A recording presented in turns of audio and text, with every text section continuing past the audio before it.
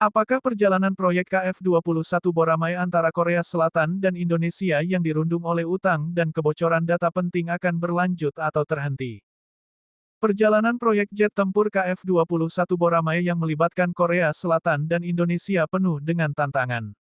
Sampai saat ini, Indonesia belum membayar utang proyek KF-21 Boramae sebesar 991,1 miliar won, sehingga Korea Selatan terus menagihnya. Isu kebocoran data penting KF-21 Boramae juga menimbulkan ancaman terhadap kelangsungan kerja sama proyek antara kedua negara. Proyek ini dimulai dari kesepakatan yang ditandatangani pada Februari tahun 2016, di mana Indonesia mengambil bagian 20% dari nilai kontrak total sebesar 8,8 triliun won. Sebagai hasilnya, Indonesia hanya perlu membayar 991,1 miliar won untuk mendapatkan 48 unit jet tempur generasi 4,5 buatan Korea Selatan. Namun kenyataannya, hingga saat ini Indonesia hanya melunasi sebesar 278,3 miliar won dari total nilai yang disepakati. Kesulitan keuangan yang dihadapi oleh pemerintah menjadi alasan utama untuk menunda pembayaran. Di sisi lain, Korea Selatan terus mempertanyakan komitmen Indonesia karena pembayaran jet tempur lainnya seperti Rafale telah dilakukan terlebih dahulu. Tidak hanya itu, isu mengenai kebocoran data penting KF-21 Boramae juga mencuat dalam beberapa bulan terakhir. Dua insinyur Indonesia yang bekerja untuk Korea Aerospace Industries, KAI, terlibat dalam kasus ini dan bahkan ditahan agar tidak meninggalkan Korea Selatan. Berita terbaru dari laman Defense Security Asia pada Minggu, tanggal 17 Maret tahun 2024, mengungkap bahwa ribuan data penting diduga dicuri melalui penggunaan USB drive. Data tersebut mencakup blueprint pengembangan pesawat beserta desain 3D yang menjadi dasar perancangan jet tempur. Situasi ini menimbulkan kerugian bagi Korea Selatan karena ada potensi bahwa spesifikasi dari jet tempur generasi 4,5 yang dirancang dapat disalahgunakan oleh negara lain, termasuk Korea Utara dan sekutunya.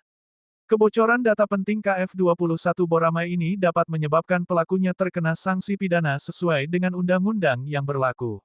Untuk menangani hal ini, tim investigasi yang terdiri dari kepolisian, administrasi program akuisisi pertahanan DAPA, dan Badan Intelijen akan melakukan uji forensik. Uji forensik ini diharapkan dapat mengidentifikasi pelaku pencurian data beserta dalang di baliknya. Agar masalah ini tidak berlarut-larut, pemerintah memberikan klarifikasi bahwa insinyur yang terlibat selalu mematuhi peraturan atau standar operasional prosedur (SOP) yang berlaku. Juru bicara Kementerian Luar Negeri Kemenlu RI, lalu Muhammad Iqbal, telah melakukan pembicaraan dengan Kemenlu Korea Selatan untuk menyelesaikan permasalahan kebocoran data penting. KBRI Seoul juga telah berkomunikasi langsung dengan insinyur Indonesia tersebut dan memastikan bahwa dia saat ini tidak ditahan, kata Iqbal seperti dilaporkan oleh laman antaranews.com pada tanggal 2 Februari tahun 2024. Iqbal juga menegaskan bahwa dalam kesepakatan kerja sama proyek, kedua negara memiliki tanggung jawab yang sama untuk menyelesaikan masalah yang terjadi. Proyek KF-21 adalah proyek strategis bagi Indonesia maupun Korea Selatan. Kedua negara akan berusaha mengelola berbagai masalah yang muncul dalam kerja sama ini sebaik mungkin, tuturnya. Lalu, apakah kerjasama proyek KF-21 Boramae antara Korea Selatan dan Indonesia akan tetap berlanjut bahkan dengan pelunasan pembayaran dipercepat? Ataukah ada kemungkinan terburuk, yakni Indonesia gagal memperoleh 48 jet tempur tersebut tanpa pengembalian dana yang menandakan pecahnya kerjasama? Semoga ada solusi yang menguntungkan bagi kedua belah pihak sehingga upaya Indonesia untuk memodernisasi alutsista di masa depan dapat berjalan lancar dan hubungan diplomasi dengan Korea Selatan tetap terjaga.